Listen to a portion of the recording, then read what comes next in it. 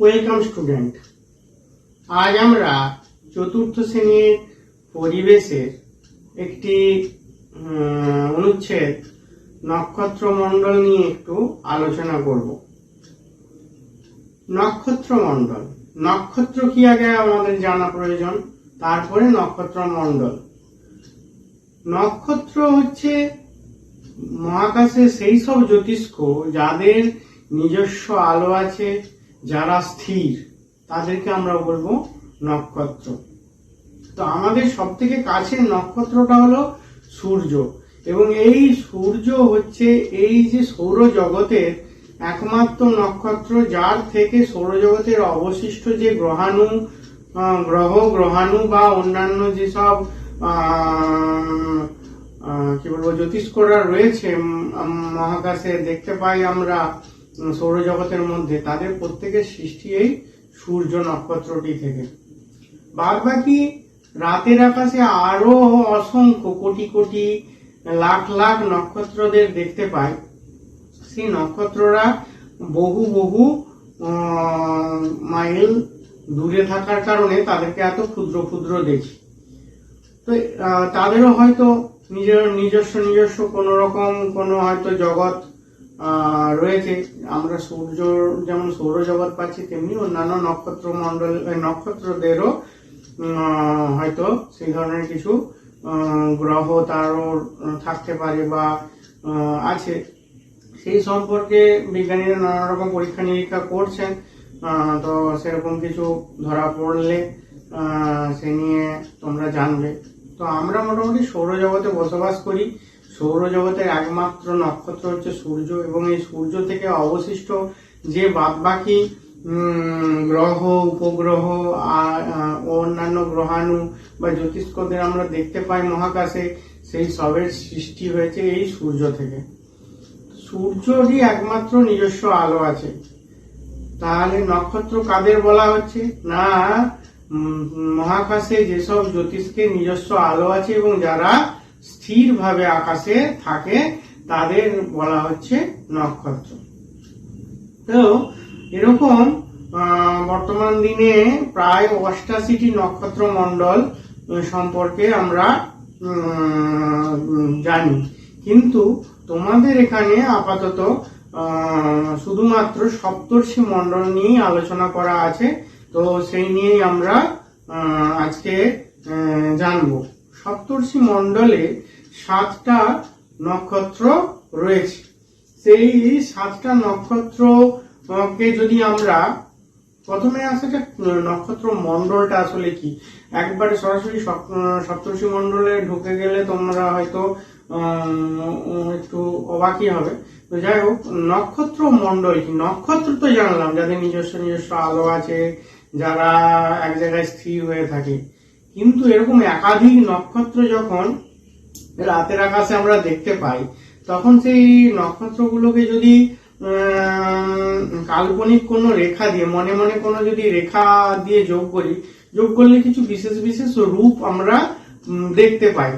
হ্যাঁ, তোমরাও রাতের আকাশে ছাদে গিয়ে আকাশে তো অসংখ্য নক্ষত্র দেখতে পাও। সেই নক্ষত্রগুলোকে একটার সাথে আরেকটা রেখার সাথে জুড়ে নানা রকম ছবি আঁকতে পারো। তো সেই রকমই মহাকাশ বিজ্ঞানীরা যারা এসব নিয়ে পরীক্ষা নিরীক্ষা করেন, তারা এরকম 88টি নক্ষত্র মণ্ডল পেয়েছেন। নক্ষত্র মণ্ডল তাহলে কি হলো না, একাধিক নক্ষত্র যখন কাল্পনিক রেখা দিয়ে যোগ করে একটা বিশেষ চিত্র আমরা তৈরি করি, সেই একাধিক নক্ষত্রের যে সমাহার মিলে যে জিনিসটা তৈরি হয়, সেটাকে বলা হচ্ছে নক্ষত্র মণ্ডল। তো আমরা আজ যে নক্ষত্র মণ্ডল সম্পর্কে পড়বো, সেই নক্ষত্র মণ্ডলটার নাম হচ্ছে সপ্তর্ষি মণ্ডল। তো তোমরা ছোটখাটো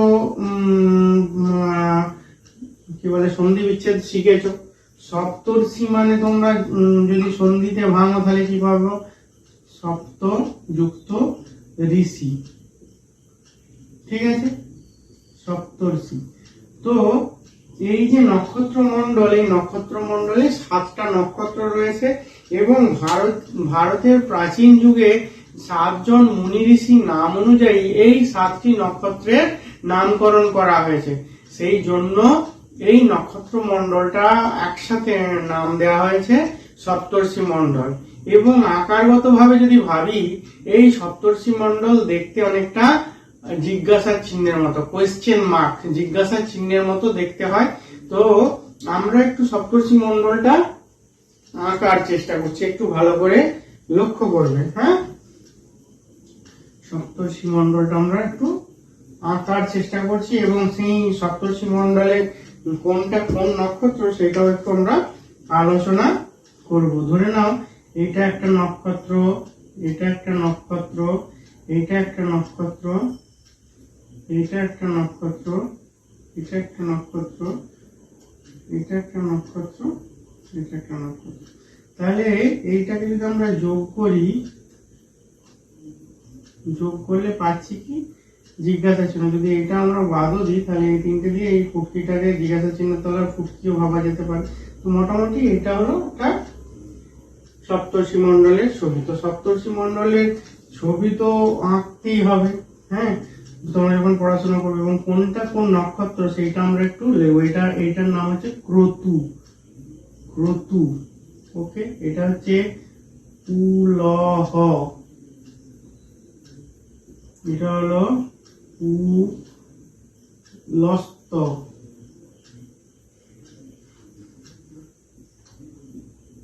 এটা হলো অত্রি, এটা হলো অঙ্গিরা,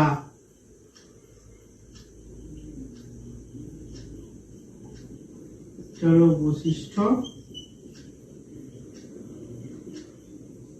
এটা হলো মরীচি।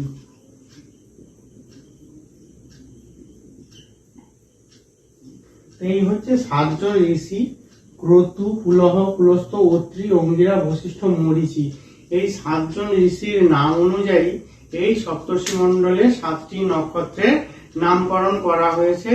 এবং এই যে 7টি নক্ষত্র, এই 7টি নক্ষত্রের নাম তোমাকে এইভাবেই মনে রাখতে হবে, সিরিয়ালি মনে রাখতে হবে, যাতে তুমি যখন এর ছবিটা আঁকবে এই ছবিটা আঁকার ক্ষেত্রে সুবিধা হয়।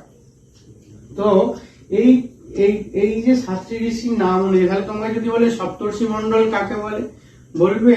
আর হ্যাঁ, এই যে নক্ষত্র মণ্ডলটি, এটি উত্তর গোলার্ধ, পৃথিবীর উত্তর গোলার্ধ থেকে প্রায় সারা বছর একই জায়গাতে দেখতে পাওয়া যায়, উত্তর আকাশে দেখতে পাওয়া যায় এবং এটা দেখতে জিজ্ঞাসা চিহ্নের মতো।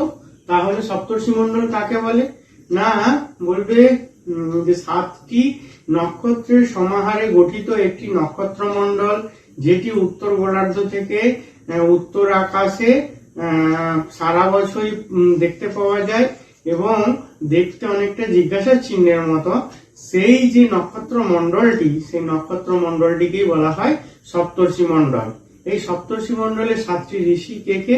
না, 7টি ঋষি হলো ক্রতু, পুলহ, পুলস্ত, অত্রি, অঙ্গিরা, বশিষ্ঠ, মরীচি। এবার এই যে সপ্তর্ষি মণ্ডল, এই সপ্তর্ষি মণ্ডলের 7টা নক্ষত্র ছাড়াও এর সাথে রিলেটেড আরো 2টো নক্ষত্র সম্পর্কে আমাদেরকে একটু জেনে নিতে হবে। এই যে বশিষ্ঠ যে নক্ষত্রটি রয়েছে, বশিষ্ঠ নক্ষত্রটির নিকটে আর একটি ছোট্ট নক্ষত্র দেখতে পাওয়া যায়। সেই নক্ষত্রটির নাম হচ্ছে অরুন্ধতী।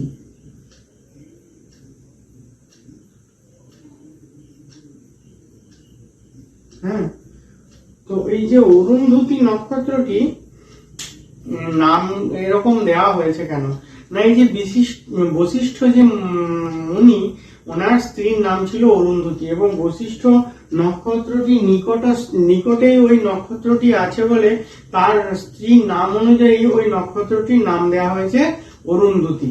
এবার আসা যাক আর একটা বিশেষ নক্ষত্রের কথায়, যেটা হলো গিয়ে এই যে পুলহ আর ক্রতু, এই 2টো নক্ষত্রকে যদি আমি একই সরলরেখায় তুলি তাহলে আরো একটু উপরে একটা উজ্জ্বল নক্ষত্র আমরা দেখতে পাই। এই উজ্জ্বল নক্ষত্রটার নাম হচ্ছে ধ্রুব তারা। হ্যাঁ, ধ্রুব তারা। এই ধ্রুব তারাটি খুবই একটি প্রয়োজনীয় নক্ষত্র। তো যখন কম্পাস আবিষ্কার হয়নি সেই সময় যারা মহাসমুদ্রে পাড়ি দিত তাদের ক্ষেত্রে দিনের বেলা সূর্যের অগ্রগতি দেখে দিক নির্ণয় করা সুবিধে ছিল, যে সূর্য কোন দিকে আছে সেই দিক অনুযায়ী তারা উত্তর, পূর্ব, পশ্চিম, দক্ষিণ দিক নির্ণয় করে নিতে পারতেন। কিন্তু রাতের বেলা সূর্য তো থাকতো না, সেক্ষেত্রে দিক নির্ণয়ের জন্য এই নক্ষত্রটি খুব দরকারি ছিল। অর্থাৎ রাতের আকাশে ধ্রুবতারা একটি নির্দিষ্ট মানে ওই উত্তর আকাশে একটি নির্দিষ্ট জায়গাতেই থাকে বলে সেই জন্য অন্যান্য দিকগুলি সহজেই আমরা নির্ণয় করতে পারি। তো যখন তোমার কম্পাস আবিষ্কার হয়নি তখন দিক নির্ণয়ের জন্য এই তারাটি বিশেষভাবে প্রয়োজনীয় ছিল। তাই ধ্রুব তারা সম্পর্কে তোমাদের জেনে রাখা খুব প্রয়োজন। তাহলে আমরা আজকে শিখলাম যে সপ্তর্ষি মণ্ডলের 7টা ঋষির নাম এবং সেটা দেখতে কেমন, সপ্তর্ষি মণ্ডল কি, তারা মণ্ডল বা নক্ষত্র মণ্ডল কাকে বলে। তো তোমরা আরো কিছু নক্ষত্র মণ্ডল সম্পর্কে শিখতে পারো বা জানতে পারো।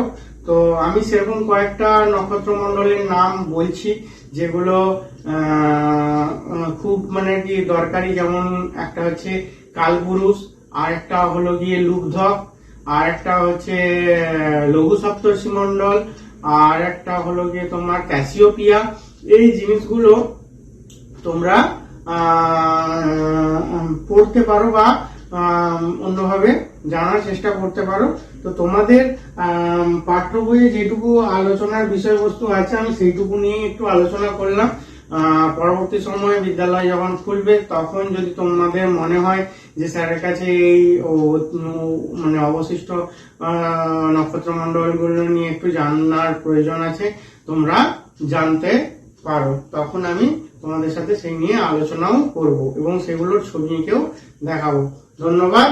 আজকে এই ক্লাস এখানেই শেষ করছি।